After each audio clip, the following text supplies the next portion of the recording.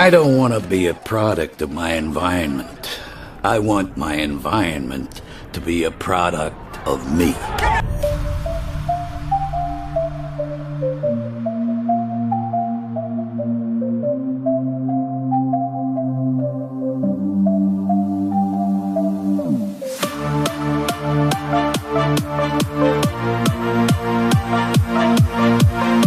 Hello, it's Sunday. I'm Guy Snowdon, and you're listening to the CLE Show.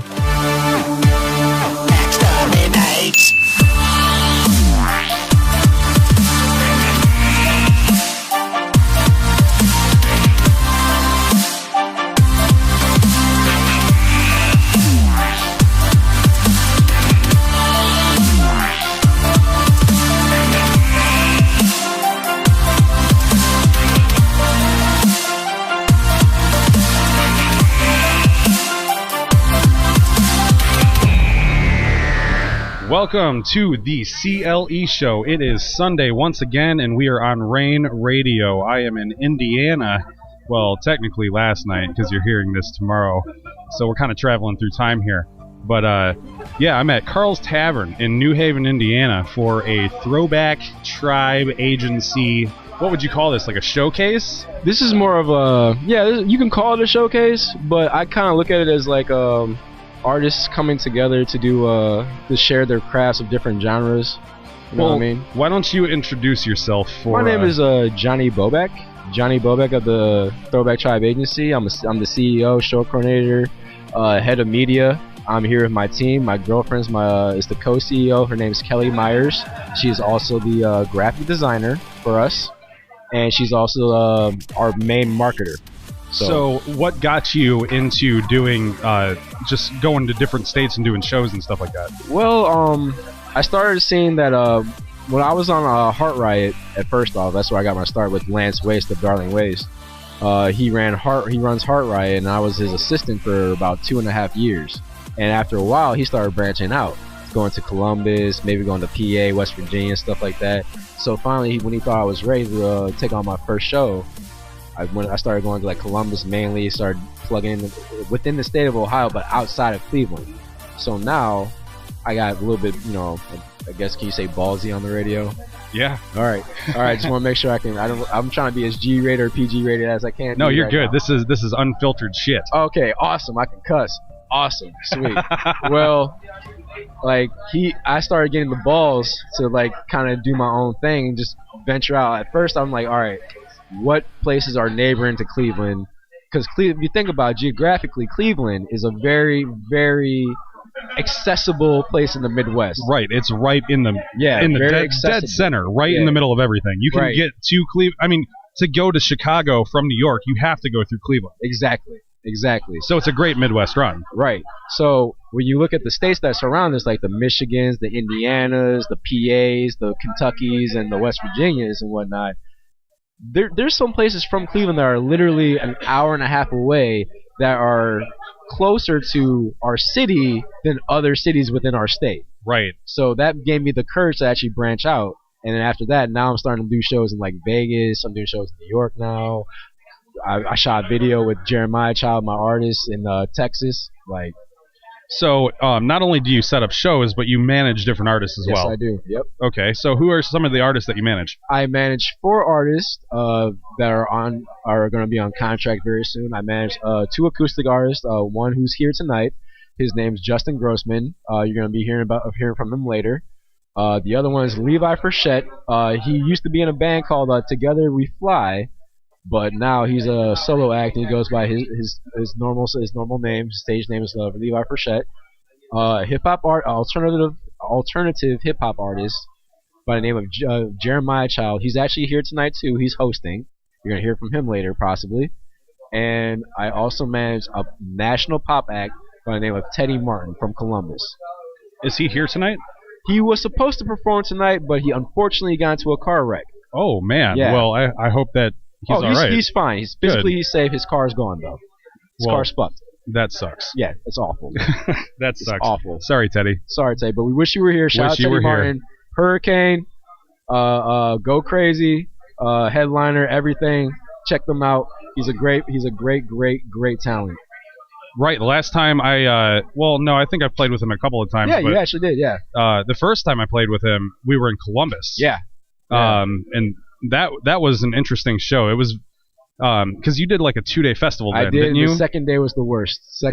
I'll be very hey, look, real recognize real out here, people. We from Cleveland. Where we go, we're gonna be real about our shit. I almost fucking died trying to change a tire on did. 71. You still made it. I still made it. The first thing I ask this dude when he comes in the door, I'm like, hey, did you die? Because that's like somebody's gonna obviously it's become a trend coming to these shows far away from Cleveland anyway. You're right. That somebody's car is gonna get fucked up. Oh yeah, it's a major risk for us Midwesterners. Right. Yeah. Potholes. Oh yeah. If you're not from Cleveland and you're a fan of the show, listen up. Watch out for potholes when you come into the Midwest of any place in the Midwest. Oh yeah. If we use salt, then there's not going to be anything under the road holding you up, so you'll sink in eventually. Good luck. What prompted the booking of the show here in New Haven, Indiana tonight? Originally I was looking for places in Indianapolis and Fort Wayne, and literally every place was like trying to boat or take advantage of like the fact that we were trying to have a show there or be out of state try to have a show there. Yeah. New Haven was very accepting. New Haven was very welcoming of the idea of having different acts here at the same time. They were very accommodating to us, so to speak, also as well. Like the only thing that we have to do is pay the doorman, and that's it. Just have a great show. Right. Like they really are accepting to music here. Well, it's good to be here. I'm glad to be on this what was an extremely diverse show bill, but has turned more into rock. Yeah, but throughout the hours, we do have LGBTQ community performers still here tonight with the pop performer Lou. You're gonna hear from her later, and we also still have Prince Ish, who's replacing Marquis Storm from Cleveland Heights, and he's a conscious hip hop artist, and he should be very interesting to hear from. All right, you just heard from Johnny Boback.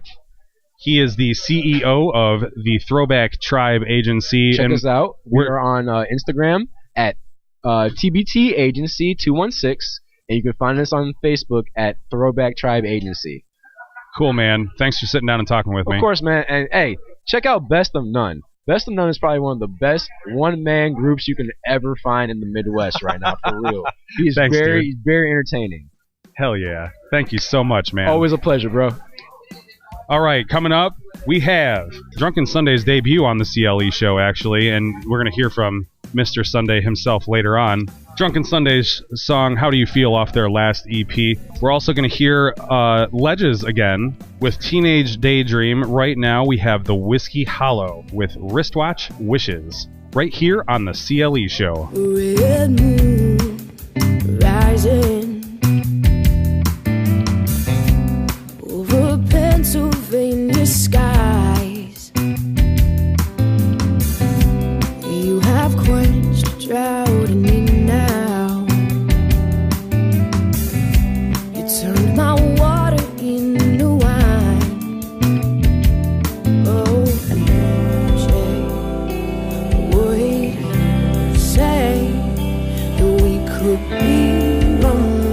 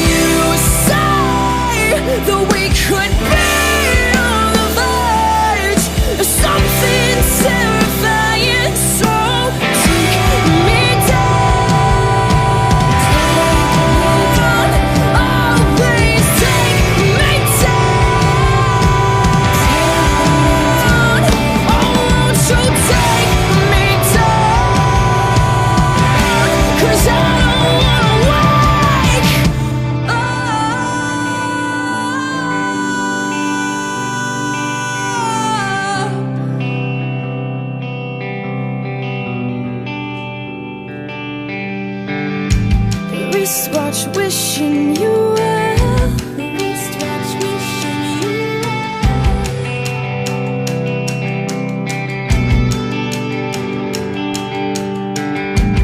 Trying to give up his hell, though you don't believe in it.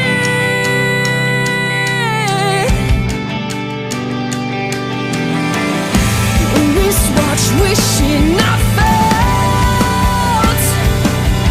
better now.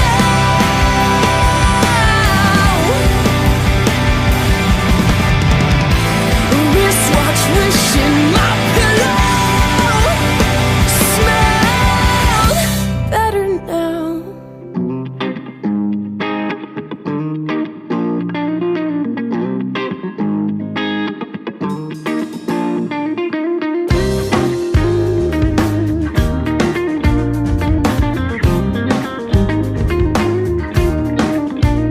It's incredible, the beauty in your eyes when you were letting go. Had me mesmerized looking into your soul. Drew me in and made me never wanna go. I don't know why, I always get this feeling when I least expect it. The surge of energy has got me breathless. I just need the chance to make it real. Tell me, how do you feel? My mind's occupied, the constant thought of seeing time going by with you by my side. Wondering how to feel, if it's something that could be real or just another love that passed me by. I've been losing time just contemplating how to write out the emotions that you gave to me.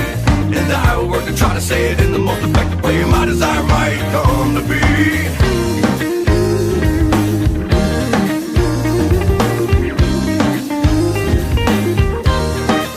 When I saw you there, a very intense pain was in the air. The whole world's weight was bearing down on you, and I held you up to help you make it through. I saw you silently weep for the pain of everything that for so long you kept so well contained. Without a word I learned more who you are, a soul divine with love that shines brighter than the stars. How do you feel? My mind's occupied, the constant thought of seeing time going by with you by my side. Wondering how to feel, if it's something that could be real or just another love that passed me by. I've been losing time just contemplating how to write out the emotions that you gave to me. And I will work to try to say it in the most effective way my desire might come to be.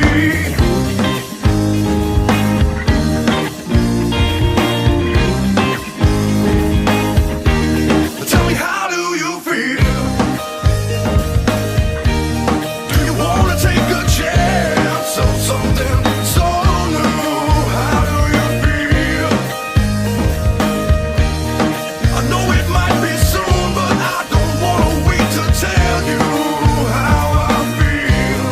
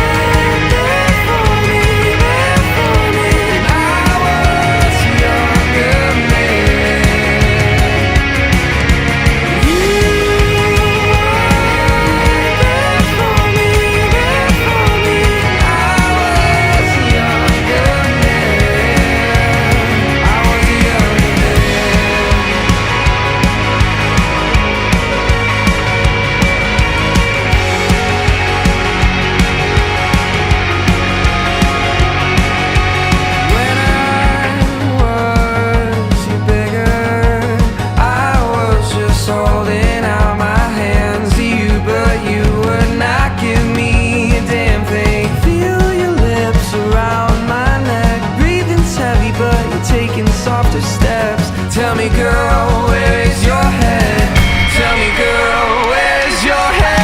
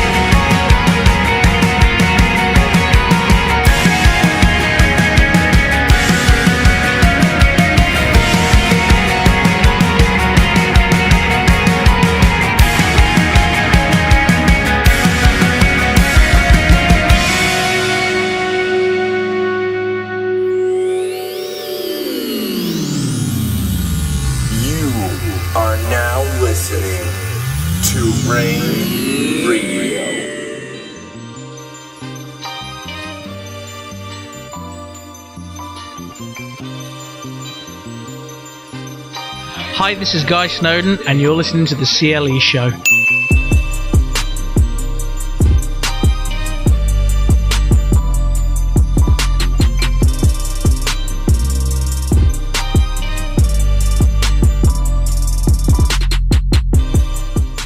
I am joined here at Arts Pub once again. Well, I'm at Arts Pub once again here in beautiful Fairview, Ohio, by Guy Snowdon. Good evening. Hello. How you doing? I am just fine. How are you? Yeah, coping, thank you. So, that accent is a little bit different than what we're used to hearing here. Where are you from? I'm from Birmingham, England. Where exactly is that? So it's in an area called the Midlands, which is kind of self-explanatory. It's smack bang in the middle of England. Okay. So if you think of London and you go kind of northwest, it's kind of there. Very rough description of where Birmingham is. How long have you been here? I've been here probably coming up to about a year and a half now. Okay.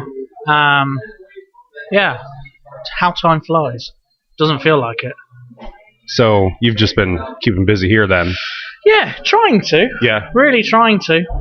It's definitely a different place, I must say. Well, what was it like growing up in England? That's a really difficult question because it's like I just grew up in England. Right. No, I'd say it was very rainy. No, it's a great place. I love it. Do I miss it? Probably not. It's just another place to be. So, well, all right, you don't miss it. What prompted your move to the States then? My wife originally is from Ohio. She works for a company that is based in Ohio, and she got a job promotion. And at the time, we just had our daughter, and I thought, I want to carry on with music. So I was lucky enough that I could leave my job and concentrate on bringing our daughter up and concentrate on music. So that's an awesome thing. Yeah, that's big an stuff. awesome thing. Well, congratulations to Mrs. Snowdon on the promotion. Yeah, I think she'll be happy with that. But no, it's the best decision we ever made. We're loving it so far. A year and a half in, and we're still here. Yeah. So well, that's a great thing, man. So it's obviously you moved to this area because this is where her family is then, right? Her family is, well, she grew up in Ohio. Her mum now lives in Indianapolis. Her brother in Kentucky and her sister in DC. Yeah, that's how it works. I've heard that's still the local area. It's a big country. I mean, it's like... Oh, yeah. Hey, in England, we drive for 2 hours, and that's classed as a weekend break. Right. We don't drive for another couple of days. Over here, you do that in a day. Yeah. And back home. Yeah. So that's 4 hours in a car. It's ridiculous. Like, this Saturday, I'm driving, like, 2.5 hours just to go play a show, and Stupid, man. I'm going to, like... the edge of the state. Like, that's as far as I'm going. I don't get that. It takes 4 hours to get from Cleveland to Cincinnati, like 4.5 hours. And Cincinnati is like the very last city before Kentucky. So that's ridiculous. Yeah, I mean, our state is bigger than England. Yeah. It really is. I know. It's just... It's always blown my mind that you can go from like one side of your country to the other and back all in one day. Oh, yeah, you can, but you don't. That's a stupid thing to do. No English person does that amount of distance in one day. You really don't. What's it like driving on the left side of the car, not of the road? It's a different side of the road as well. Yeah, it is. Everything's all actually, backwards. It wasn't bad. The thing that I really struggled with at first, I don't think I should say this, stop signs. You don't have those there, do you? No, you have we roundabouts. And and roundabouts are far easier because you can at least keep on going. See, we hate those here because we never know what the hell anybody else is doing. I'm not going to answer this because there's no point. Because I'll just say something really wrong. But yes, stop signs are my pet hate. And I still get told off, even if I'm just crawling up to them. I should stop. Yeah, we all roll right through them. It's okay. You were obviously a musician back in England. Yes. What kind of projects were you in back there? I kind of first started out in original music. So back in college when I was about 17, 18, started a band called The Fours. Had a little bit of interest, but nothing ever kind of peaked from it. Played some really cool gigs. Got to play the Cavern in Liverpool. Okay, it's not the same Cavern as where the Beatles played, but it's been rebuilt and all that kind of stuff because they demolished it. Well, yeah, that's how our Agora is here. Yeah, it's still the world famous Agora, but it's not the same building. You know. We always just seem to kind of just trundle along. But after the Fours, it was a covers band called Ampersand. That actually was quite a time difference between the two. I think after the Fours, I kind of just said, I can't be bothered with this anymore. And I stopped for must have been about 3 or 4 years. I just frustrated. Stopped playing, yeah. Yeah. I think we'd spent about probably 4 years playing the same set. Yeah. And every time I tried to introduce a new song, we'd learn it, but it was never played. Yeah, those are frustrating times, especially when like you're in a band with friends. Yeah. And you don't really want to like push your agenda. And we were really close, We were at one point. I was living with the guitarist. Yeah. Well, it seems like it's going to be easier that way, but it's more of a pain in the ass than anything. Yeah, big style. And we just kind of, I wouldn't say we grew apart. I think we just grew up. Yeah. And we realized what are we doing? Right. So, but after them, I kind of took my sabbatical, and then I was asked to go and sing for a covers band, and this covers band was amazing. They got 3 musicians which were just absolutely outstanding. Got a drummer called Damon Roots, we got a guitarist called John Priestley, and we got the best fiddle player you've ever heard. That's awesome. What kind of music were you guys playing? We were doing kind of your classic rock style, but in our own way. So and it was all acoustic. So it was acoustic rock, 3-part harmony with a fiddle and a cajon. But we were doing songs like Kashmir, Celtic Cashmere. Kind of, yeah. if one way to play it. And we were awesome. But sadly, our fiddle player Mick, this guy was literally, if you were in a room, you knew he was there. Yeah. And he was sadly diagnosed with throat cancer. Oh. And he passed away, which meant that kind of after Mick passed away, we kind of just was like, okay, what are we going to do? We tried to kind of keep it, but it kind of just dissipated into nothing. You know. I'm sorry to hear that. Yeah. You know, he was an amazing guy. We played some amazing gigs. Because of Mick, we got to play a football stadium filled with a crowd. That's awesome. Before a soccer match, and it was just amazing. I've never been heckled by 10,000 fans in my life until then, and it was brilliant. And you can actually find the footage online.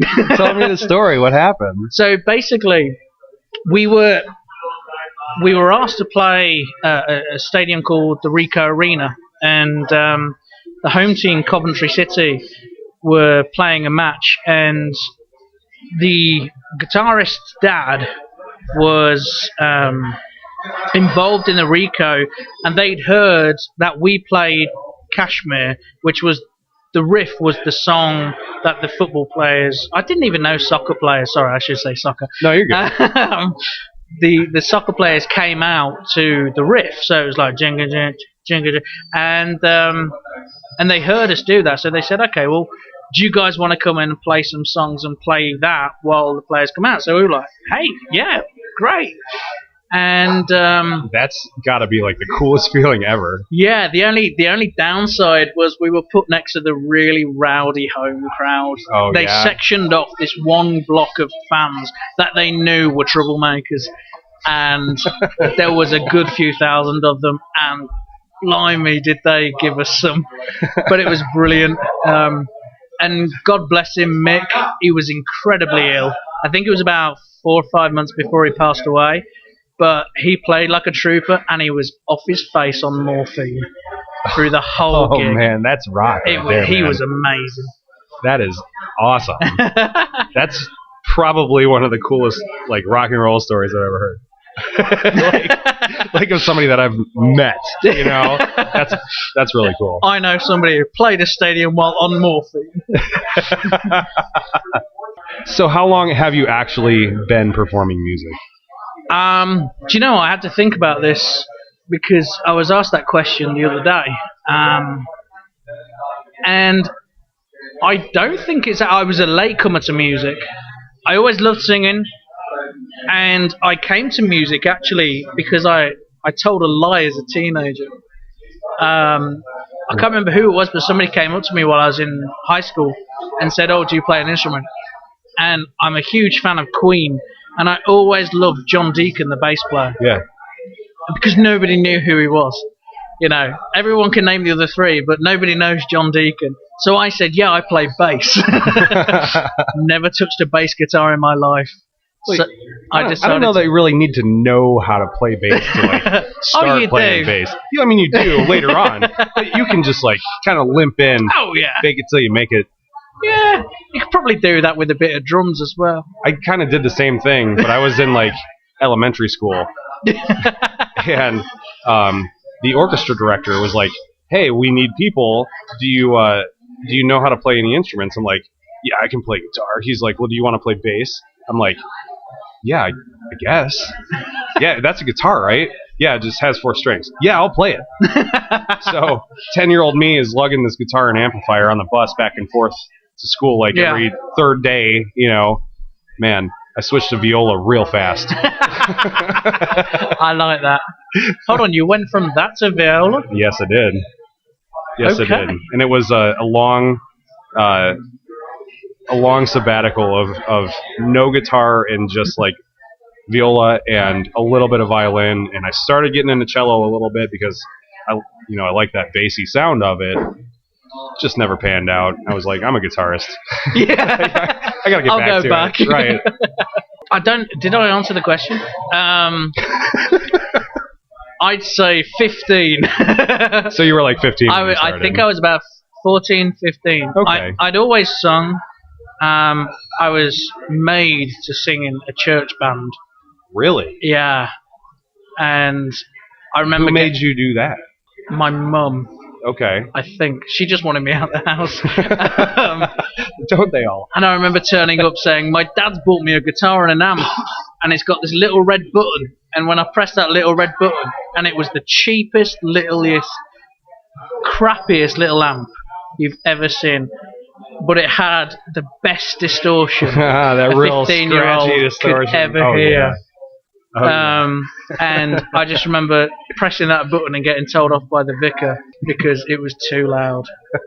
So I knew it was for me. So what was your like prime musical influence growing up? Wow. Because I mean, once we play your music, people are going to know what your main influence in music is. I mean, there's no question in my mind that you pull a lot of influence the from. The thing is, my influences, and I think that's the problem, was, for me, my influences, because there's so many in songwriting that I just appreciate so much, but my main ones growing up were bands like Oasis, obviously, I mentioned before, Queen. Freddie Mercury's voice was just, a god. You know, still today gives me goosebumps, you know. Yeah, absolutely. And it's the only thing that when a Queen song comes on in the car and I sing along, and luckily I can hit the notes, and I just think I'll still never be as good as that man. You know, for vocal and performance, it's got to be Freddie. But for overall band, the Beatles and John Lennon, you know, for songwriting and all that kind of stuff. But I grew up with a lot of music that probably, one band, Tears for Fears, you know, they were big over here in the 80s and early 90s kind of thing, and their songwriting very influenced by the Beatles again. You know, a lot of just very random bands, but a lot of stuff that I idolize now is the more kind of pop rock, like ELO, Tom Petty and all that kind of stuff, you know. And I've got a very harsh rock voice, but there's a part of me which would love to be able to sing Free Falling like Tom. And it's just, to me, that that's the ideal singer-songwriter, to be able to sing those harsh songs and sing those lighter songs. And when Tom died, I texted my wife to say it, and she instantly called me and she went, "Are you okay?" Because I'm that much of a fan. Really? Yeah. Oh God, I was messed up for a few days. Wow. I was gutted. Okay, I didn't cry, but but you were sad in your heart. Incredibly. Still to this day, and I'm, you know, from a lot of people's reaction, he was just that guy that you think he's going to be here forever. Yeah. And okay, his music still to this day is going to be here forever. You know, when I met my wife, Mojo came out, and that was the album that I always associate with myself and my wife. You know, because we just listened to that endlessly in the car. Yeah. Because I was like, gotta listen to it. I'm pretty sure she got fed up with it after about 3 listens, but because I'm quite persistent, it's on repeat. She hates me because I'll just listen to the same CD for weeks. Mine does the same thing. I go through these phases where I'll listen to one album for like 4 or 5 months. Yeah. And she'll get in the car. It'll be like February. She'll get in the car. She'll hear it a couple times, and she won't get back in my car for until June. Yeah. And the same songs are playing, and she'll give me this look. What are you doing? Oh, she can't listen to the Eagles or Joe Walsh anymore. She hates them now. She grew up loving them. Honestly, that's how I feel about the Eagles anyway, just because my dad was just... I mean, he wore out Hotel California a couple times. He did. It was a long childhood. No comment. Do you know that catalyst moment that pushed you into, this is what I'm going to do? I need to be a musician with my life. Yeah, and I think that came again later on after I'd been performing with the first 2 bands, and I decided to one of the guys in Ampersand, the covers band that I was in, John, he got the studio. Great little setup, and his musicianship was fantastic. So I thought, I've got some songs, I want to record them. We were close enough that I could just turn up to the studio and record them for free, and it was fantastic because he got all this great gear. Those are the best sessions. Did he use all of it? No, he didn't. But I'd recorded 4 songs with him, and I'd got some good little musicians on it. And one of my friends that I worked with at the time, I worked for a company called Roland at the time, and he was lucky enough to know Steve Lukather from Toto. Okay. And he really liked one of the tracks, specifically one of the tracks. And he sent all 4 to Steve Lukather, and he got an email back. And I think the comment was something like, he's got a great voice, great little songwriter, tell him to keep going. And I think I must have been about 25 at the time, and I just thought, if that's the response I get from Steve Lukather from Toto, who's also in Ringo Starr's All-Star Band, which was the big thing for me, I was like, that's cool. Right, that is I cool. need to carry on with that. That's a message that you hold with you forever. Yeah. I asked the guy to forward me the email, but he wouldn't because it had Steve's email attached to it, and I still remember the email. But no, it was from that I thought, as me as a singer and a songwriter, that was the point in my life where I thought, I'm doing something right here. Right. I've got to kind of keep. If I can get that response from a guy who sold millions of records, then. Well, he obviously knows what he's talking about. Yeah, but I think for me as a musician, just the first time I played the Cavern, I could suddenly, I got this huge buzz, and I was thinking, I could do this. Yeah. This is cool. There are people turned up, no idea who the hell they are, still don't know to this day who half the people are. But it's nice that people listen, and I think that's enough to say, keep this going, I would think that's more than enough. You're getting a good response from what you're doing, you're putting yourself out there, they're not getting rid of you. Well, the nice thing as well, and this is also an encouragement, is on SoundCloud, you can see a rough estimate of where the majority of people are listening to your music. Right. And I'm getting a lot of plays every day now. And it was interesting to see, coming over from the UK, where I'll probably get 1 or 2 plays a week, to now 20, 30 plays a week.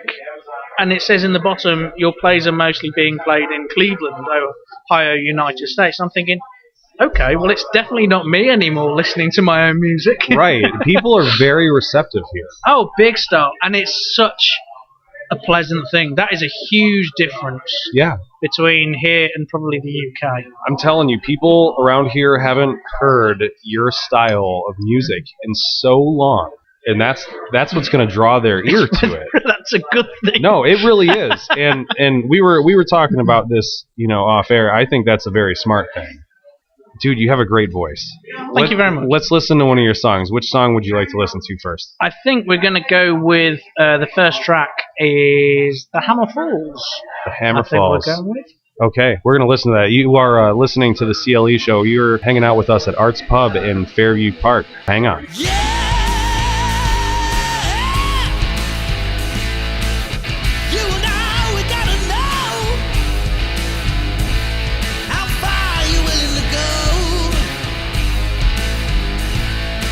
Be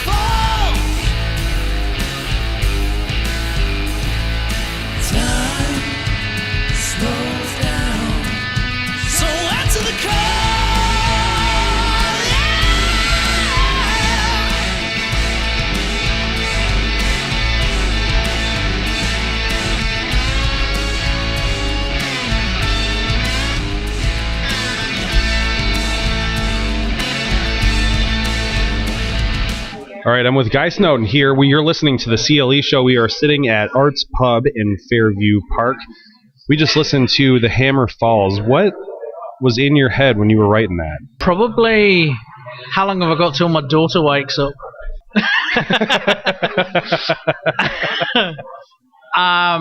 That's usually what goes on in my head when I'm writing a song. Or at the minute or it's, is she actually going to go to sleep? And can she hear me through the vents in the house? And can I write this as fast as possible? Yeah. I know that feeling.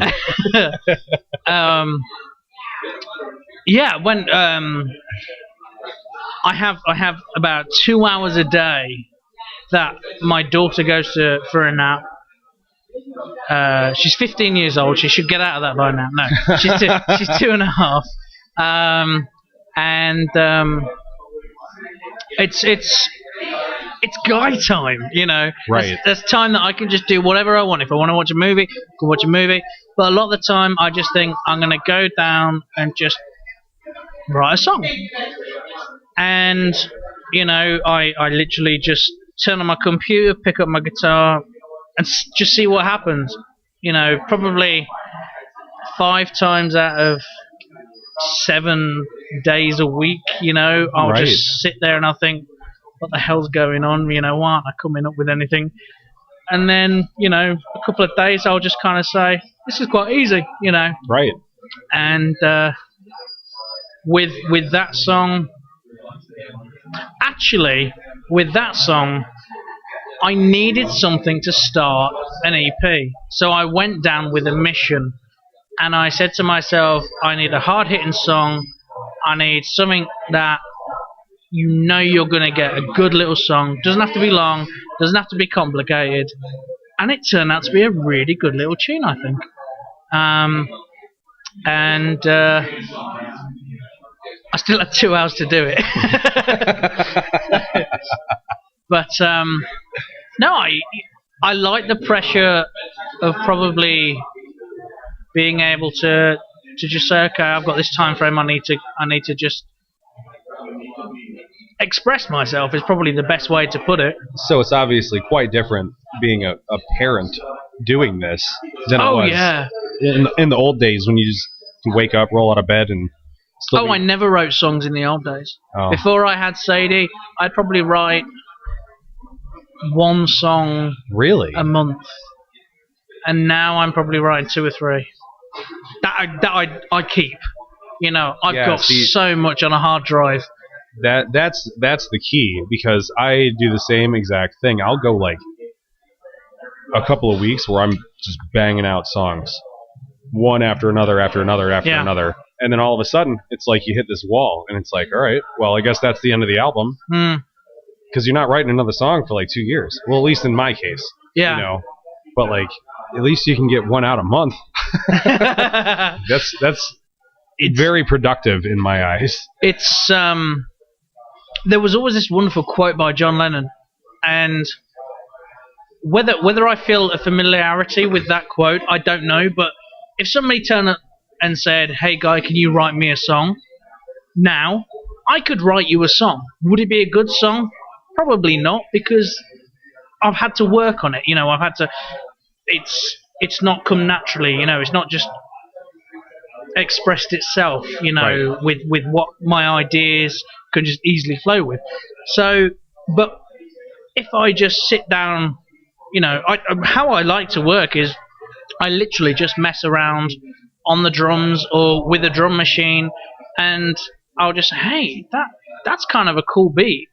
Would that work with the previous guitar part? So I'll always have little things going on, and it's just whether it comes out and whether it sounds good or whether it sounds absolutely rubbish, you know. So you're kind of a multi-instrumentalist in your own right.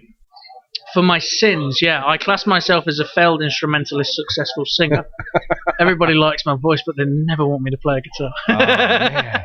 That's a sad story. But I play everything on my songs. We'll see how that goes. What was your favorite band growing up? Like, who did you just jam to all the time? What records did you wear out and buy multiple times?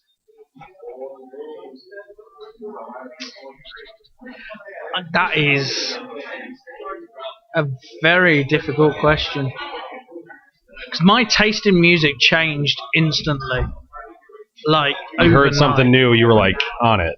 Yeah, and I was like, from an early age, I was listening to I was listening to pop bands like the Spice Girls and all that kind of stuff in the I'm not gonna lie, I had a little bit of a Britney Spears phase when I was a kid. you know, I was under 10, and then suddenly my uncle played me Definitely Maybe, the Oasis album, which was their debut album, and I heard a song called Live Forever, and it was just that drum beat, and I thought, yeah, Spice Girls don't cut it anymore. Right. I felt the same. My mom put on a Metallica record one day, and I'm like, this is music too? Yeah. I can go there? And still to this day, I listen to Oasis, and like yourself, after Oasis, I then discovered more bands like GNR and Metallica. Yeah. And everybody hates me for it, but my favorite Metallica album is Reload. I really adore that album. Honestly, that's the one that sat on my parents' CD shelf. Yeah. Yeah, I don't like Metallica now. No, Metallica now just blows. Yeah, they... Like, did you hear Saint Anger? Did you even... Once. Yeah, I was going to say, did you bother even listening to it? No. No, it's pointless. I think I overheard it in a car. I listened to it front to back. And I think I thought it was a band trying to be Metallica. There's no lead at all. There's no lead at all. And Lars is just... I mean, Lars has never been a good drummer. The last one that I really, truly enjoyed was the Black Album. And that's just because that's when they were the craziest. Yeah. They were the craziest in, like, the early 90s. And that's the thing. And the thing for me was, I kind of did it in reverse. I discovered the Beatles through Oasis. Yeah. And that was because I heard an Oasis album called Master Plan, and they did a cover of I Am the Walrus. And it was a live track, and I thought, what the is that? Right. And I think, again, I was at my uncle's house, and I think he put Sgt. Pepper on.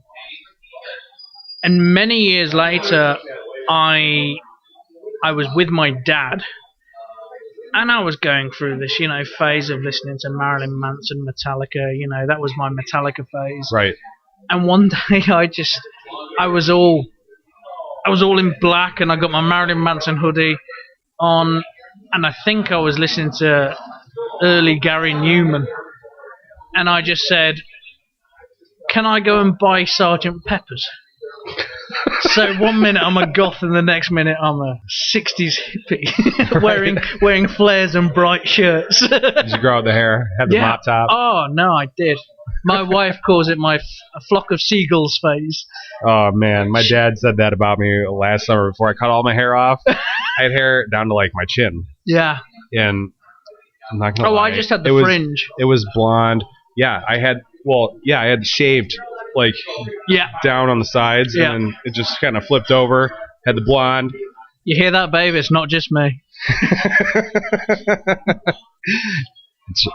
He's absolutely right. My dad would give me shit all summer last year. It's a man thing. You got to go through it at least once. Yeah. And it was the end of my 20s. I just had to do it. I wouldn't say. I'm going through my end of 20s now. I had a really hard paper round. That's how I look like this. I think I was about 23, 24, and I think Paul Weller described it as, he's an English artist, if anybody doesn't know. Amazing. He was in the Jam. But I think he called that kind of style in his lifetime his gay period. Doesn't mean anything, just means you kind of went a bit feminine. So are you working on any band stuff right now in the Cleveland scene? Yeah, I'm playing bass for a great little band called the Shadow Division. The Shadow Division? Yeah. Okay. They great group of guys. My wife worked with one of the guys that was in the band. He's also from England. He's further north of me, so think of me as Columbus. He is Akron. Okay. Fair enough. Yeah. You're speaking to the right demographic for that. I had to think about that. And I heard a couple of their tracks, and I really dug the tracks. Okay, I'm not singing. I love to sing. We've just recorded some new tracks, and they're killer. Absolutely killer. Some of the previous tracks are killer again. You know, they're working with a guy, Cleveland producer that I literally owe this guy a lot. A guy called Jim Stewart. Where's he out of? He's out of basically Jim Stewart Recording. So he's his own dude. Yeah, he's amazing. The tracks that got me interested was Mike in the band had sent me this song, and I swear the production and the quality and just everything, it was like listening to the Foo Fighters, but you knew it wasn't the Foo Fighters. It was different. It was different enough, but it sounded just like that anthem rock. It was awesome. Yeah. It really was. And is it a downside to me? I'm picky with who I like to work with. And if it wasn't for those tracks and the way that these guys are, you know, I'd probably say, whoa, you know, not just jumping into anything, but the tracks and the guys are awesome. Right. And so they're like the whole package. They're what you were looking for, basically. Big stuff. Well, they brought me and the drummer as new members. I think it was just a rejig, and the other two guys wanted to do other things, kind of thing. But there's a definite product there, and it was really. It's exciting, you know. Do you guys play out anywhere? We're going to start, I think, later this year. There's a few things in the pipeline which I can't discuss at the minute. Okay.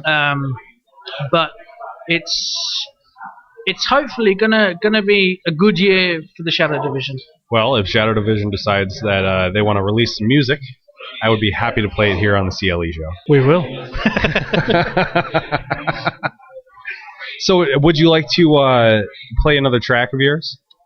Yeah, so second track, obviously recorded within the space of 2 hours. And if you can hear a little baby cry in the background, she wasn't neglected. She was loved. This is a song called Going Down. All right. You are hearing it right here on the CLE Show. Hang on. When I think back to the life we had, I was blind.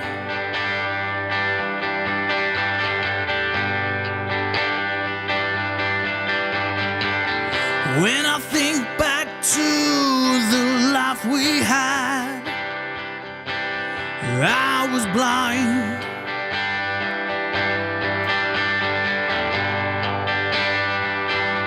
I'm going down.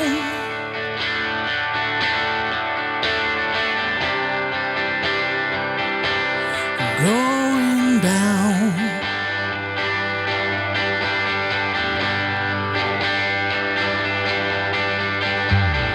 Given my confession, I hope you learn from my mistakes.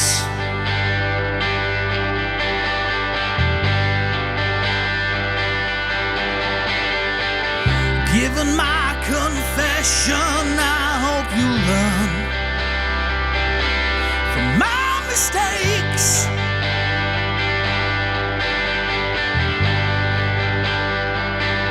I'm going down.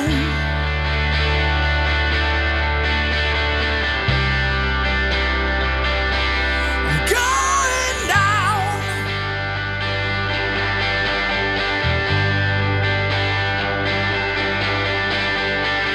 In my time, I thought I was strong, free and easy. I was wrong, 'cause I'm going down.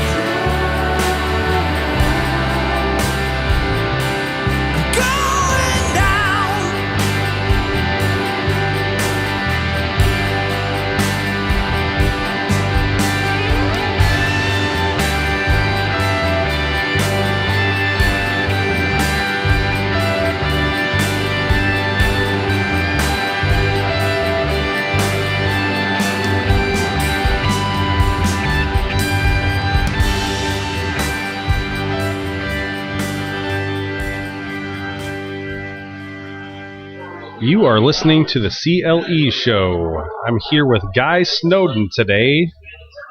Hey, Guy. Hi. Guy's from England. Am I? Sure sounds like it. Yeah. I hope so. So you've done some voiceover work. Yeah. I was put in touch with a Cleveland-based kind of a talent. I think they're called literally Cleveland Talent Group, because a lot of people had told me that my accent was unique and I could probably do a bit more work doing voiceover stuff. So I did a few projects. I don't know whether they got used. The only company I know that I did work for that I've heard is a big company is a company called Levion. But yeah, I did a few voiceover projects for them. That was interesting. You know, I never thought that work would be basically just talking in my normal voice. Right. You know, at least with what I'm doing right now, there's a motive behind it. Right. A self-publicity, you know. Just me reading a script and thinking, okay. They just want me to speak how I normally would. Hey, cut diamonds. Ooh, they're nice. Yeah. Doesn't really sound great to me. So, what kind of work were you doing with American Greetings then? That is the one thing that I literally owe Jim Stewart for the rest of my life. I can't tell you what I've done for them. Okay. But it was incredibly fun. It was so bizarre. So, could you tell me if it was like voiceover work or just writing for them? Or I was singing. I was singing for them. Okay. I can tell you that. I don't even know whether I'm allowed to tell you what in terms of what product they put out. I can tell you. So I'm going to keep it because you know. But I really every time. I can't even say that. It's like super secret American Greetings under wraps. It's like the next big thing since Sweetest Day. Oh, I'm contracted to keep quiet. Wow. That's the thing. I had to sign a freelancer's contract. Yeah. That I cannot discuss the products that I've worked with. Well, honestly, that's pretty awesome work for only being here for a year and a half. That's some pretty good work. Well, that came through. I woke up one morning and I thought I've got to do something to meet people, and I literally went on Google and Googled recording studios in Cleveland and all the way down to Akron, and I just called them up and I said, hey, do you fancy meeting up for a coffee? And somebody said no. But speak to this guy, and they put me in with Jim Stewart, and I went over, and bless his heart, still to this day I owe him a coffee. I never took bloody coffee. I don't actually think he drinks coffee, I'm not too sure, but he listened to my songs that were on SoundCloud at the time, and he literally just opened an email and sent an email out to American Greetings, and within a couple of days, I was put in touch with the right people. And last year, I did a considerable amount of work for him, and I loved it. I've loved every minute of it. And it was just because I asked one person for a cup of coffee, and they said no. Yeah, and they put me in touch with the right person. That's incredible. That's amazing. And, you know, it's little things like that that make you think, okay, you can carry on doing this, you know. Right. Because I don't, you know, I've met you tonight. Right. I don't know who you know. You don't know who I know. Right. You know, this could pan out to be a romantic novel. A huge web of love. There you go. So have you toured in England or here at all? Now, when you say touring in England, That's a very interesting thing. Well, touring in England, I can imagine it only takes like a week to hit the entire country. Well, I played gigs all over the country, and I think there was, there was probably 1 week where I think we played Liverpool, which is 2 hours away, and we always drove home, and that was the thing. We play a gig, drive home. The guitarist, I used to have this little car, which was probably about no bigger than 2 of these tables put together. These tables are not big. Yeah, and we used to get like a half Marshall stack, a full bass stack of a 4x10 and a 1x15, Les Paul, SG, and a Rickenbacker, and a 6-foot guitarist. It was a Renault 5, and we used to call it the TARDIS. And it used to shake when it got to 70. And we used to drive. I think one week we went from Liverpool back home, back to Birmingham. Then I think we did a gig. Where did we do the gig? We did a gig somewhere south. Oh no, it was Bolton. Back home, so Bolton's kind of like still north again, but a little bit out of the way. Then back home, then back up to Liverpool, then back down. Then I think we went then recording, and then back up to Liverpool. It was just, we were driving everywhere. So you never like stayed on the road? No, because you didn't have to. We weren't that stupid. And I've never thought, when you're unsigned and you're singing your own songs with a small following, you don't just go on a tour. I 100% agree with that. Because it's stupid. I 100% agree with that. Like, You're just wasting money. Like, I'm going, like I said before, I'm going like 2 hours away this weekend. I'll play that show, but I'm coming home. Yeah. I'm not going to go on a national tour, but a national tour here takes 2, 3, 4 months. It depends on where you stop. I could understand that, but only if you've got the backing. If you have the backing, yes, absolutely. But in England, people will hire a van and do it themselves. I guess if you sign contracts with the venues, and you guarantee venues won't pay. Well, then, yeah, there's no point. It's a very different scene over in England. Really? Yeah. Like, how does it work then? You just, like, the bands pay to play there? Unless the band is, how would you say it, hipster or incredibly popular, nobody goes out to see live music. Really? Yeah. Why do you think that is? Because their venues shut down every week. That is insane. Yeah, big stuff. Why, though? Like, is it just because people don't have interest in that People don't go out for live music anymore. If you're a nobody, people don't. And that's the thing that I loved about coming to Cleveland. And I did my research on Cleveland. I really did. I'd never been to Cleveland. My wife had been to Cleveland a couple of times. And, I heard that it was like the home of rock and roll, or rock in America. And I thought, okay, and I saw, I literally I watched every YouTube video that I could on Cleveland, even about the Cleveland gangs. Still don't know where not to go. But no, the music scene in England is a sad affair. It really is a sad affair. And whether since the year and a half that I've been here it's changed, I do not know.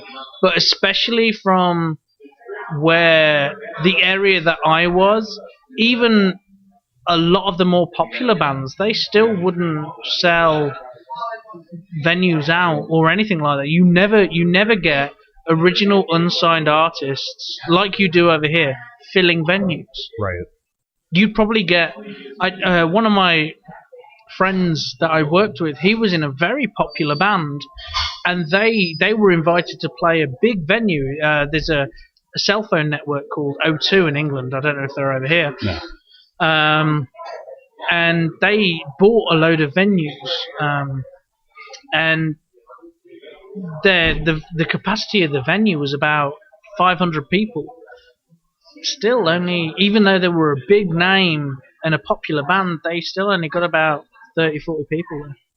Because nobody goes out. See, even like it's very English not to go out. Obviously. Because like even an unpopular band here, people will just wander in off the street. You'll pull 30, 40 people.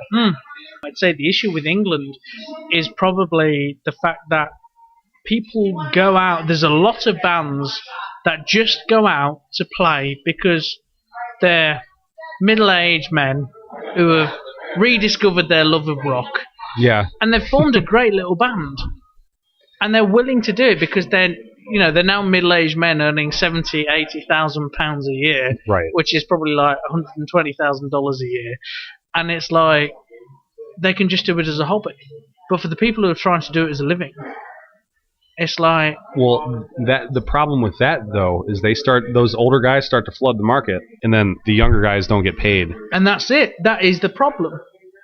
That is the huge problem. That's how it is here, too. Because the older guys are doing it here as a hobby. And I will never, ever say to another band, you shouldn't be doing this because you're not charging. I'll always say, no, but you know your worth. Yeah. You should know your worth, and you should charge your worth. Yeah. And I'm not saying that to be a total a-hole, but you should... I mean, you've put in the work for it. You've bought the equipment for it. You've spent the time on it. You've learned what you need to learn. Now you go out and you perform it, which, you know what? 1% of human race will go out there and put themselves out there in front of other people. Yeah. And do something. You know, to hear how approachable people are over here. Right. And even venues that are approachable from what I've been doing it's a totally different scenario. So I genuinely think that, you know, for me as an artist, the move was better. Was the best idea. Obviously. For it. It stuck with me now. So what's your craziest show story, or was it the stadium? No. No. How long have you got? So yeah, we got some time. The sketchiest. I don't know if you guys have that saying over here. Yeah, you do. Yep. So the sketchiest thing that ever happened was with my first ever band. We got invited down to go and play a bikers event down at a racetrack. What do you mean by bikers? To this day, I still don't know. It was like all the brands and a load of bikers turned up, because bikers, as prominent as they are here, they're not. It's not a big thing in the UK. Okay. So they were like motorcycle dudes, though. Yeah. Just wait till you hear the end of the story. Okay. Anyway, so we're at this place called Mallory Park, which is this racetrack. I basically think the weekend was all the brands go, show off their nicest bikes, bikers turn up, and you can race around the track. And we were the evening's entertainment. And halfway through our set, somebody shouted something out that was slightly derogatory towards the band. And I stupidly said something back, which was far worse than what he said to me. And it involved his mother. Great. Anyway, after the gig, we're packing down, and this big burly bastard just literally came stomping up, and he'd got this jacket on. It was a sleeveless leather jacket, and he literally came right into my face, and he just said, "If you weren't good, I'd be kicking your head in right now." Now, I was like 19 at the time. When he turned around, it was a group of Hell's Angels. That was awful. And the funny thing was, I literally got out of the room and we loaded the cars, and I went, "Well, that was close, wasn't it?" In a bit of a jokey way, thinking I got away with it. And my band members just went, "Yeah, you were on your own with that one." So, yeah. I might not have been here. Oh my god. But then we get to the classy English ladies, and second ever gig I did with my covers band. And after the gig, we're packing down again, and this lady comes up to me and the guitarist. Now I've got like a auburn gingery hair colour, and she comes up to me and she says, "I love ginger hair. I've got ginger hair." And I said, "No, you don't. You're quite clearly blonde." It was blonde. And she said, "No, I'm ginger," and she drops her trousers. Now I turn away, but the guitarist looks. And he said I missed a treat, but no. She was pretty drunk. So, are you playing out live anywhere coming up soon? Yeah, got a few things in the pipeline. I've definitely got one nice little gig. I was asked by an a cappella. I think they're called Acapalooza. Okay. And I'm going to do an opening act for them on April the 29th at the Music Box Supper Club. Okay, yeah, it's down there on the west bank of the flats. Yeah, I'm excited, I've never played my songs live, so I'm just getting started. That's where I was this last weekend for Bright Winter Festival, which is that indie music festival, and it was on the west bank of the flats, and they do that every single year, and it's all local. And it's like a family-friendly like festival. They sell booze and stuff like that, but so they have games and stuff for people, and everybody that's doing music in Cleveland is a huge part of that, and we all try to perpetuate all of it moving forward. I think that's the nice thing that I've discovered with Cleveland is everybody supports each other. Because we know that we're the only ones that are going to do it. If we don't do it for ourselves, who else is going to do it? And that's the big thing, Again, another group of guys that I met, the Jeanette and the guys at 630 Sounds, and it's like everybody just seems so connected, and she's been ever so helpful because again, I'm a newbie to this. It's when you're working regularly as a singer in England, to suddenly starting again, because I literally knew absolutely nobody. Right, you just came into a whole different world. Yeah. Essentially. The ironic thing is, when I left England, I found more success back home. Isn't that how it works? We're only going to be famous once we're dead. Yeah. Hold on, I'm not gone yet.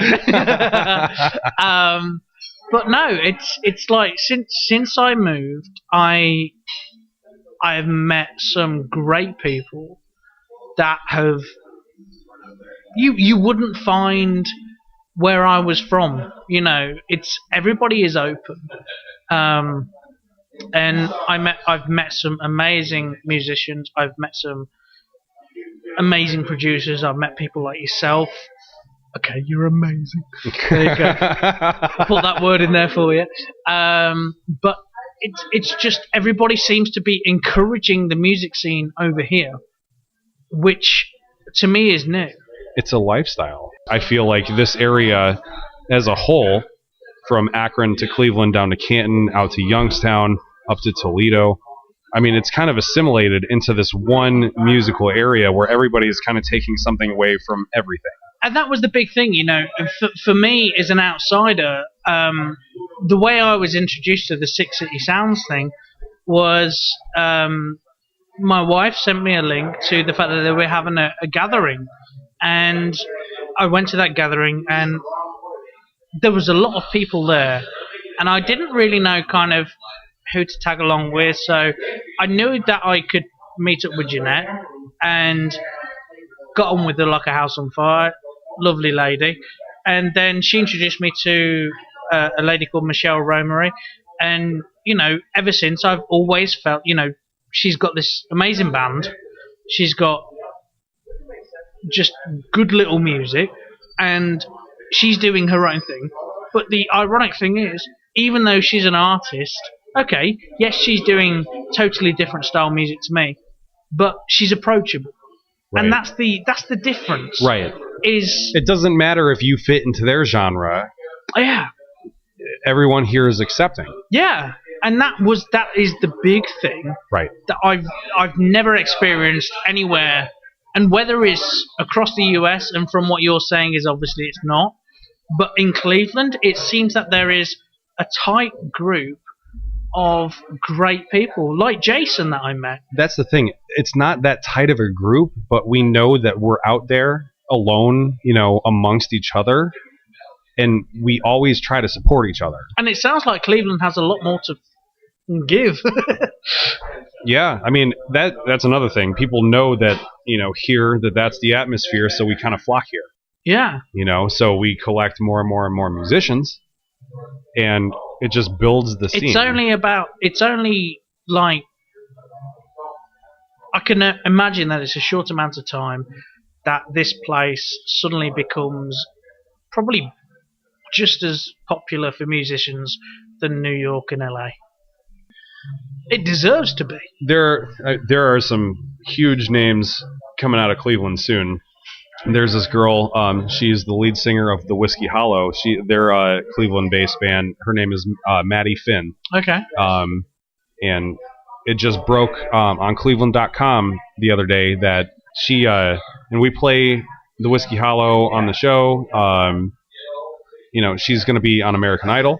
That's the stuff that we kind of live for, as far as like the team of people that I have that are doing the CLE show. Mm-hmm. We want to help the people that are like there. We just want to help bump them just that little bit more, get their name out there so people are like paying attention to them. Well, that's the thing. And if it's not for people like you, then it doesn't happen. Because every step of what every artist is trying to do is going to help the artist. Right. Again, it's who's listening, it's who you meet, it's who's watching, You just have to, surround yourself with people that want to be a success. Yeah. A success just like you do. Whether it's an accidental click on a computer, or whether it's watching the TV and seeing somebody on TV, whether it's just tuning into a podcast, a radio station, or what. That one little thing could change somebody's entire perspective on how they're going to live the rest of their life and your life. Absolutely. Whether it's the music they hear that you think, do you know what, this has inspired me to do this, or whether it's that person saying, hey, that's good, I can help them by doing that. Keep perpetuating. That was deep. It was. We just got philosophical in here. But you know what? That's all right, because we need to keep perpetuating that mentality. Yeah. Where can people find your music? They can find my music on snowdonmusic.com, which I'm having to spell my name because a lot of people spell my surname wrong. So it's probably not the greatest website name. So it's SNOWDON music.com. They can also find it on soundcloud.com/Guy Snowdon. And they can always find me on Facebook. Facebook's very personal. Very personal thing. Yeah. Don't blow them up, but send them a message and say what's up. So if you want to listen to my music, go to my like page, which is still under my name, Guy Snowdon. All right. Well, you can find everything you need to know about Guy Snowdon on snowdonmusic.com. Are all your links there? Yes. All of his links are right there. Elsewhere. We will share that on the show page. Always show us some love at facebook.com/the CLE Show. Hey, Guy, thank you so much for coming out. No, thank you very much for having me. We are at Art's Pub today, and I think we're going to have another drink, he and I. Thank you very, very much, Guy. You're listening to the CLE Show. Rank clothing, always looking fly, always got an alibi, always high, and I'm always shooting for that motherfucking sky. Always drunk, black jeans, rank clothing, rolling around, Goodyear Heights, Cutlass Supreme. Coming up, I have Window Dogs with Looking Glass. Michael McFarlane with a work in progress. But right now I have Seafair with Colors. You're listening to the CLE Show right here on Rain Radio. Hey, you. Don't mean to hold you up, but your pretty smile's been here a while and I can't get enough. Whoa, dear, I need time to think, 'cause this dizzy spell I'm under, well, it's not the drinks. Oh, oh, oh.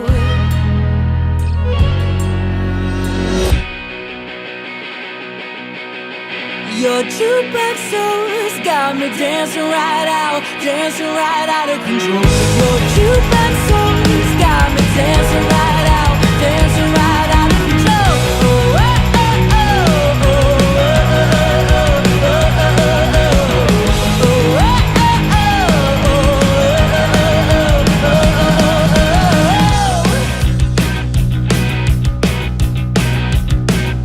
pretty please, stay next to me.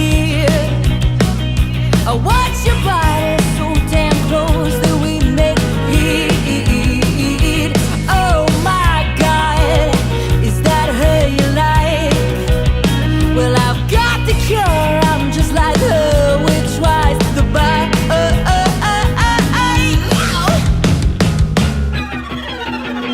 Your jukebox soul's got me dancing right out of control. Your jukebox soul's got me dancing right out of control. Oh, oh, oh,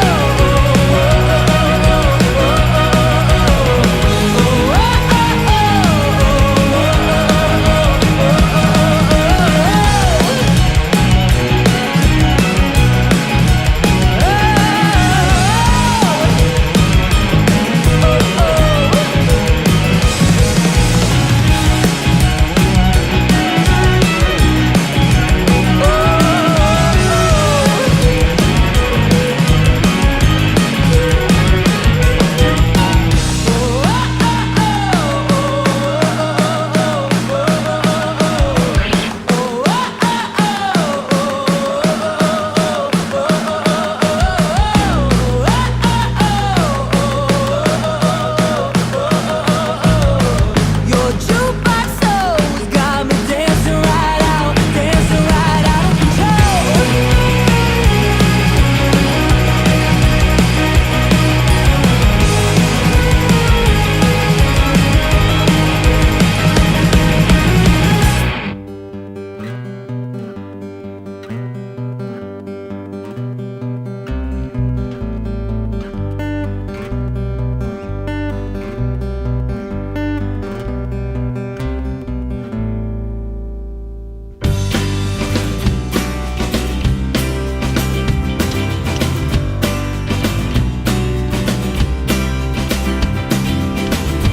I'm that squid beneath the sea, where it's dark and cold, so low below, and the sunlight never visits me.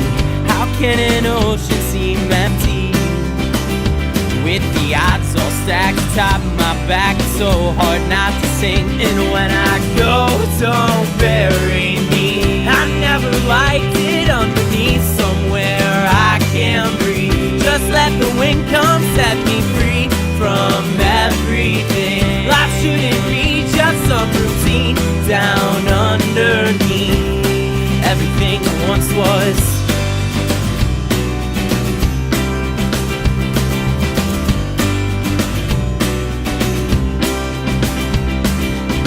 We all fall down, that's how it goes. When the one thing's hit, luck just slips. We all fall just like dominoes. It's not that bad if you look real close. On the larger scale of how small you are, just moving through a micro. When I go, don't bury me. I never liked it underneath somewhere I can breathe. Just let the wind come set me free from everything. Life shouldn't be just some routine down underneath everything once was.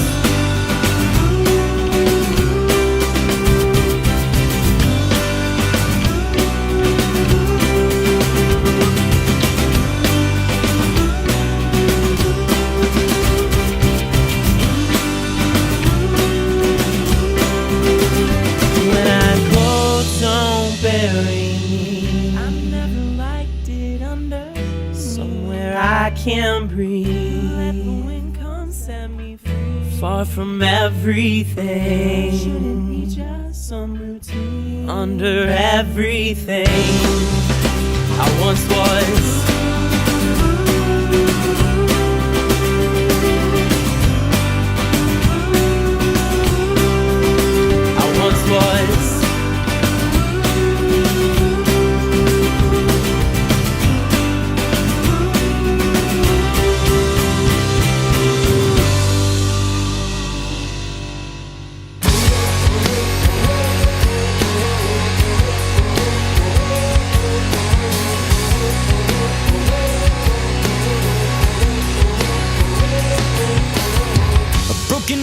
And a broken promise. Your smirk says I'm your new accomplice. So let's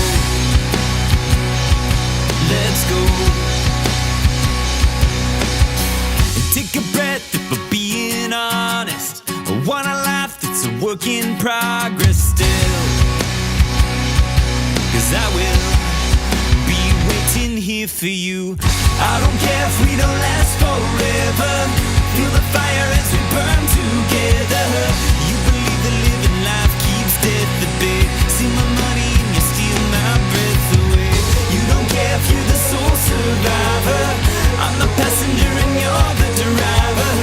You believe the living life keeps death at bay. Steal my money and you steal my breath away.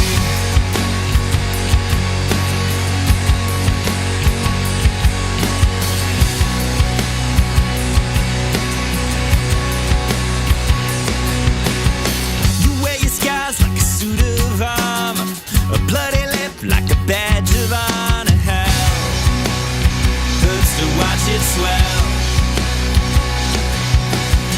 A pretty smile like a barroom brawler. Say you saw my face on a $50 bill. But I will still be waiting here for you. I don't care if we don't last forever. Feel the fire as we burn together. You believe the living life keeps death at bay. Steal my money and you steal my breath away. You don't care if you're the sole survivor. I'm the passenger and you're the driver. You believe the living life keeps death at bay. Steal my money and you steal my breath away.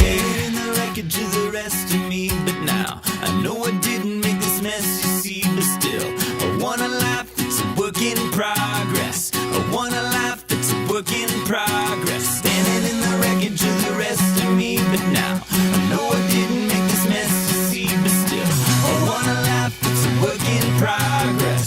I want a life that's a work in progress. I want a life that's a work in progress. 'Cause I won't be waiting here for you.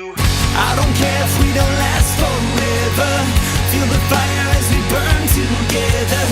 You believe the living life keeps death at bay. Steal my money and you steal my breath away.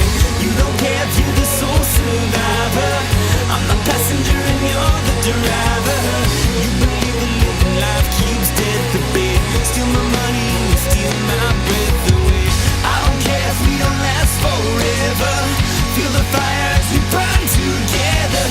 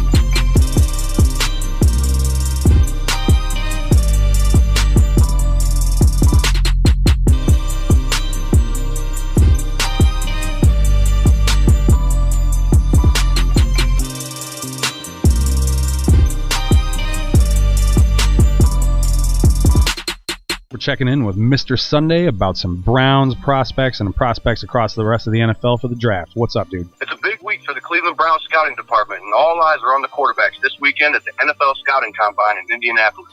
USC quarterback Sam Darnold, who's projected in a lot of mock drafts to go first overall to the Cleveland Browns, will not be throwing at the Combine this year. Some other big names that will be participating will be Josh Rosen from UCLA, Josh Allen from Wyoming, and Baker Mayfield from Oklahoma.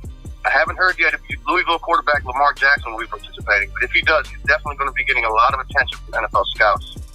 Recently, former NFL quarterback Michael Vick doubled down on his statement he previously made, stating that Lamar Jackson is 5 times better than he was coming out of Virginia Tech when he was drafted #1 overall by the Atlanta Falcons. Recently, a report came out that Browns GM John Dorsey is not enamored with this year's projected top quarterbacks, and I'm one of the people who agrees with him. I don't see a lot of separation between the top of this quarterback class, and in my opinion, whoever ends up with Lamar Jackson will end up with the biggest steal of this year's draft, and I hope it's us. All right, well, hopefully the Browns can do something with the prospects that they have at hand this year. Coming up, I have Sorry Mom with Rupture, Titans in Time with Control by Fire, but right now, I have Keys and Corridors with Thieves. You're listening to the CLE Show. I hope you read the words I wrote and can never let them go. I hope you sewed them inside the sleeves of your coat and can never let me go. Now I won't be run by fear. Don't leave me hanging here. Grab my arm and tell me I'm not imagining. Make everything become clear. Instead a moment of clarity, you'll see us the way we were meant to be. We opened the box that we stole from Pandora's own hands. It's time to accept the consequences.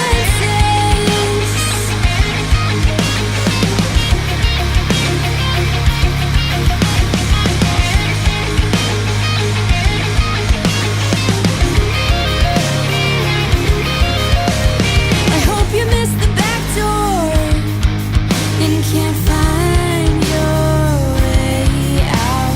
And I was a thief in the night who painted X's on all the doors and stole every penny you had left from the ceiling to the floors. Instead a moment of clarity, you'll see us the way we were meant to be. We opened the box that we stole from Pandora's own hands. It's time to accept the consequences.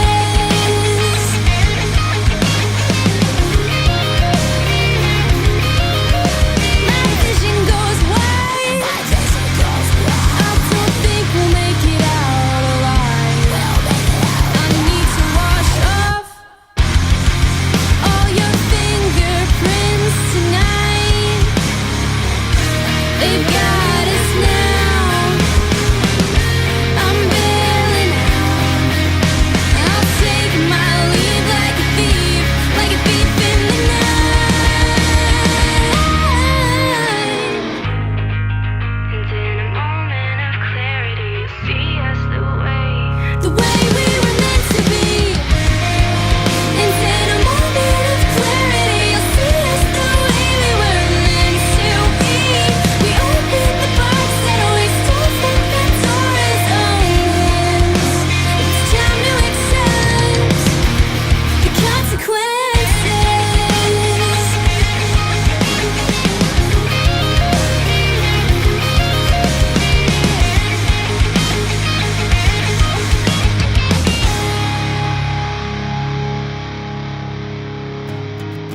And in a moment of clarity, you'll see us the way we were meant to be.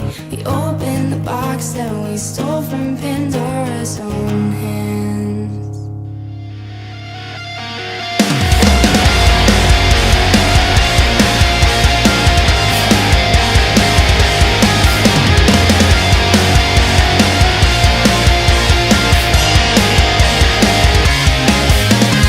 Wake up in fear again. The body's stuck in a state of unrest. I am constantly longing for concrete attention, wishing I'd acknowledge progress.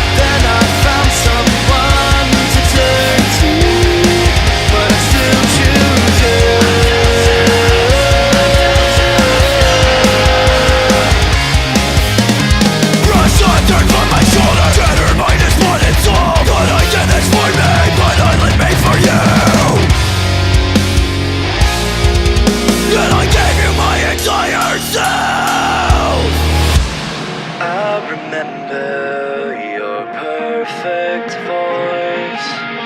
I won't forget that sound. Oh no, I won't forget that sound. I won't forget that sound.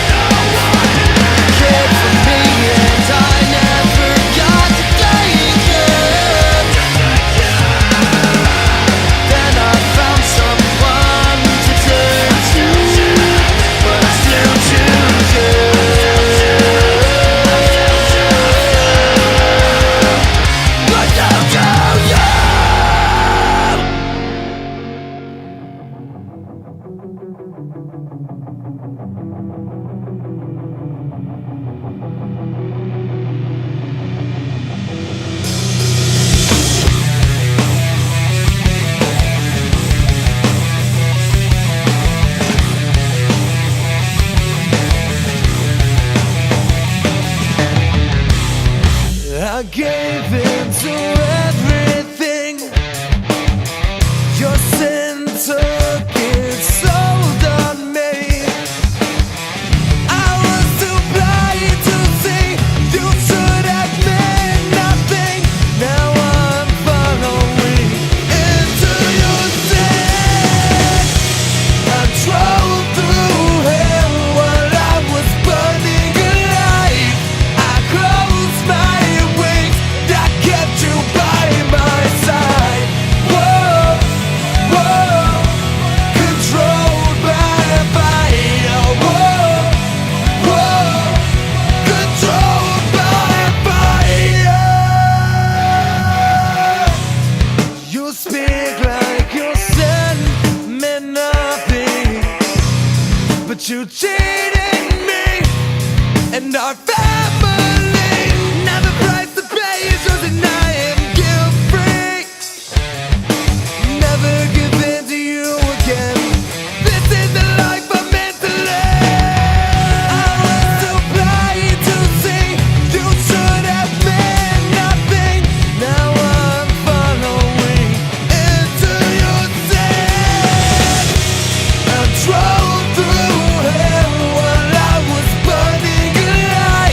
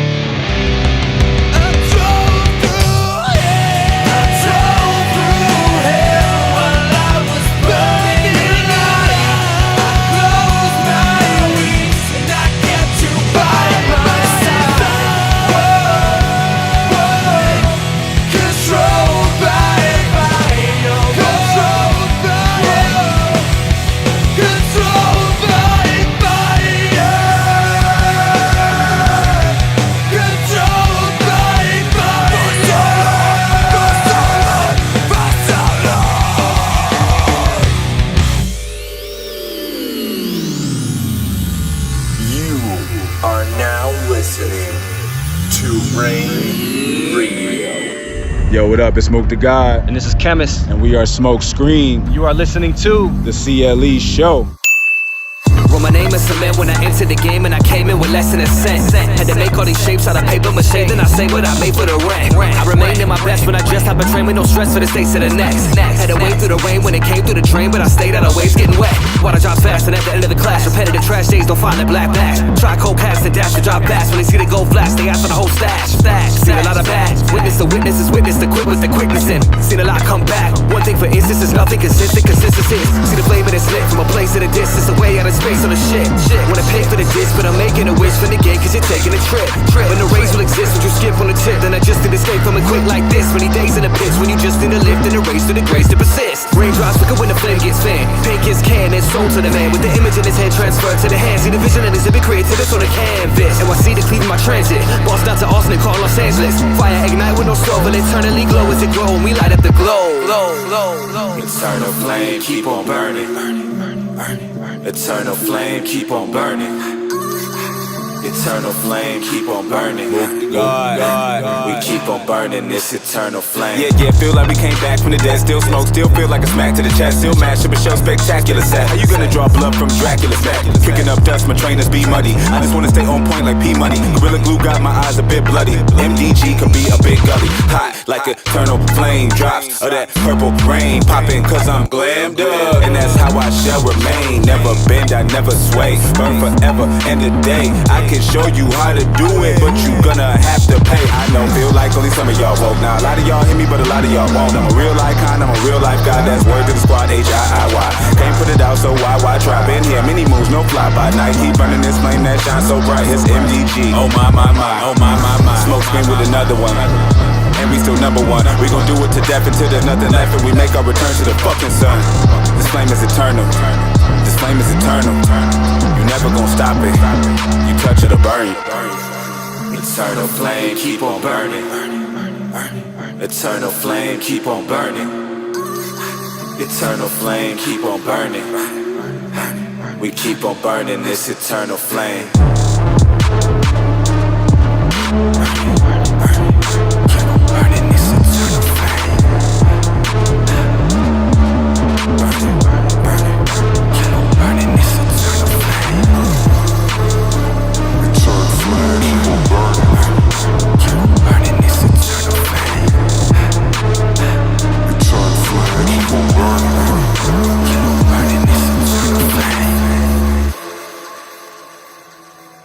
You were skipping school, and I felt cool, cause I was older. We broke all the rules, and I let you cry onto my shoulder. Nothing to lose, so we got high out in the driveway. Outside my parents' house, I can still hear them now. The world is sleeping, it's the witching hour. The world is sleeping right now, and our hearts are beating loud. It comes in waves, but we confuse the nights for days, and we can't wait to start planning our escape. Bring us back from the dead. We're all lost in our heads. Bring us back from the dead. We are silhouettes. We are silhouettes.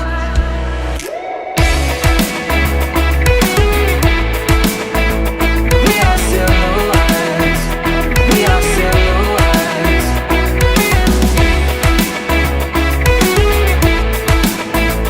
We are silhouettes. We are silhouettes. We were kids ready to run, our hearts in ruins. Talked all about love, life, and death like we were fluent. Everything to prove, so we got high out in the driveway. Outside your parents' house, I can still hear them now. The world is sleeping, it's the witching hour. The world is sleeping right now, and our hearts are beating loud. It comes in waves, confuse the nights for days, and we can't wait to start planning our escape. Bring us back from the dead. We're all lost in from the dead. We are silhouettes. We are silhouettes.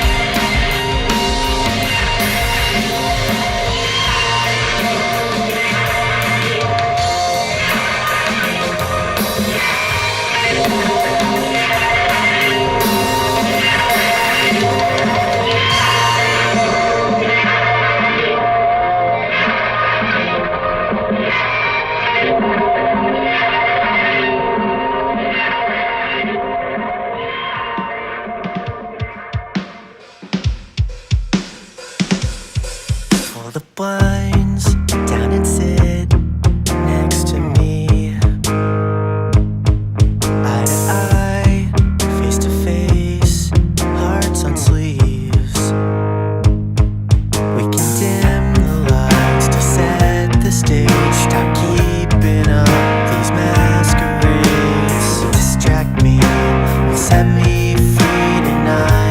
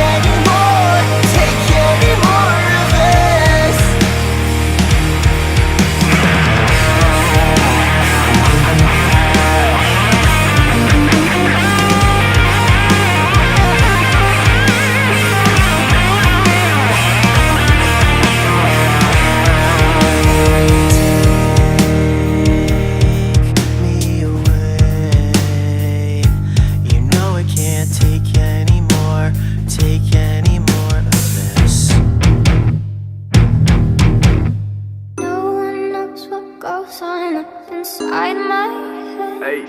There's a new kind of poison, and it's starting to spread. But I didn't think the antidote was in my head. can change my plans. I can change my plans. They tell me figure out your future and who you're supposed to be. And I listen to these rappers wondering why they all succeed. Well, you start at the bottom with some dirt and a seed, and you plant it in the ground, wait for the blossom. You see, I just want peace before I break down and seek what life wants to offer me and why mine has a leak. I can't think straight, my stomach's uneasy, thinking about some shit that wouldn't please me. I'm always doing wrong, so it's hard to make it right. Soon I'll grow old and never teach my son to ride a bike, never take him to the beach to fly a kite. And if I have a girl, the tea would be adequate, never be a negative but always elegant. I can't say I'm heaven sent cause I can't see the future, but my sins they hold a rumor to the man who will take me sooner. Should I stoop down to the level of my accuser? I mean that's all I am, right? A loser. No one knows what goes on up inside my head. There's a new kind of poison and it's starting to spread, but I didn't think the antidote was in my hands. I can change my plans. I can change my plans. You act like you can't stand it, you act like it ain't true. You act like friends you have are really friends with you. You just want an end that you can't seem to find. Send your soul searching day and night, hoping you'll be fine. You thought the love was true, you thought you had a chance, but when God reached out to you, you looked and told him I'm a man. It's not me complaining, nah, it's just who I am. I try so hard for nothing and they don't give a damn. So now I'm searching for an answer no one seems to have. I reach out to you, but you don't lend a hand. Now the path I'm on is fatal, hold the Bible with no label. Taking shots, legs unstable, in a box I'm non-behavioral. Feel I'm trapped, I need a savior. Look for God, but he's unable. Pray to heaven, it's all a fable. Feeling lost, that's all I'm made for. That's all I'm made for. No one can truly see what life has to give, and when it's too late you realize it's a fantasy. No one knows what goes on up inside my head. There's a new kind of poison and it's starting to spread, but I didn't think the antidote was in my hands. I can change my plans. I can change my plans. I tried to find my reflection on the glass, but all I ever saw were the things I lacked. All the smudges on the mirror made me go insane. All I ever thought I was a mistake.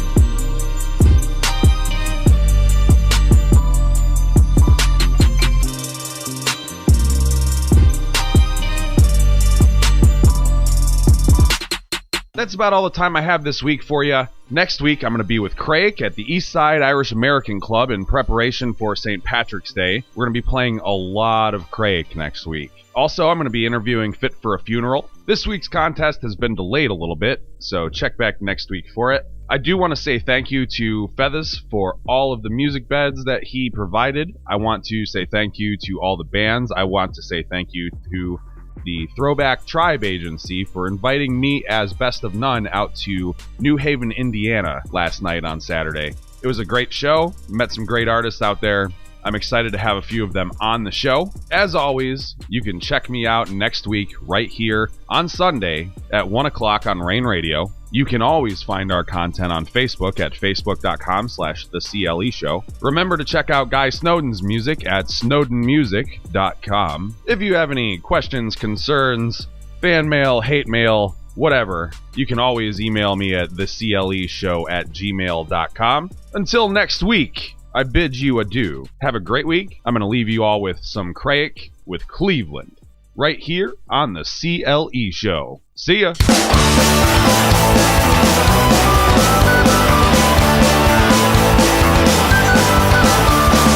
time for shots and beers, steel mills and refineries, our father's broken dreams, promises and fears. I've been around the world, and Cleveland's always home to me, and when I need a friend, I'll always find them here.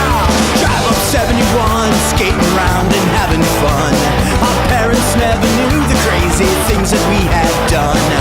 People come and people go in other places that I know, but my friends around here have stayed true to me. It's time for shots and beers, steel mills and refineries, our father's broken dreams, promises and fears. I've been around the world, and Cleveland's always home to me, and when I need a friend, I'll always find them here. Yes, sold on the shores of Erie, full of game and music history.